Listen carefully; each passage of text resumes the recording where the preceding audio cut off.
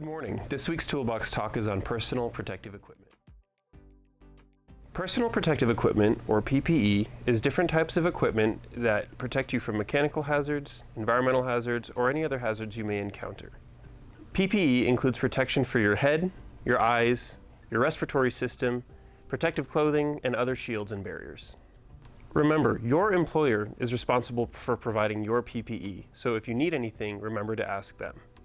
Prioritizing other hazard controls such as elimination or substitution are your first line of defense. Remember, PPE is your last line of defense. Eye and face protection. Eye protection is required at all times on every single Loven Contracting job site. These need to be ANSI rated, or American National Standard Institute, rated safety goggles, glasses, or prescription safety glasses with side shield. Face shields are required when you're grinding, cutting metal, or pumping grout, mortar, or concrete. Special eye protection is required when welding or brazing. Other activities may require different types of eye or face protection. Make sure you refer to your job hazard analysis for further information. Head protection. ANSI rated and approved hard hats are required at all times on all Loven Contracting job sites. Hard hats must be in good condition and worn properly. Remember, don't wear hard hats backwards. You may have noticed the industry moving towards these helmet-style hard hats with a chin strap. Industry leaders are moving towards this, and we will be too soon in the very near future. Extremity and limb protection.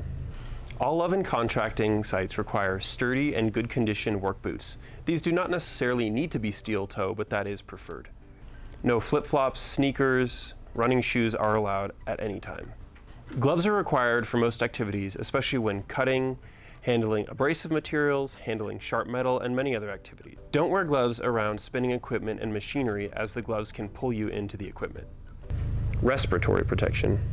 Respiratory protection is required for certain tasks. For most types of respirators, you need to be fit tested to use them if the task requires it. Dust masks should be used during silica dust producing activities when proper controls are not in place. Refer to your JHA for particular instances where personal protective respiratory equipment must be used. General clothing requirements. Ensure you wear long pants, no shorts, sleeved shirts, no tank tops, and make sure your outermost layer of clothing is high visibility. This could be a vest, a shirt, or a jacket. Hearing protection. Hearing protection may be required on the job site depending on any noise-producing activities.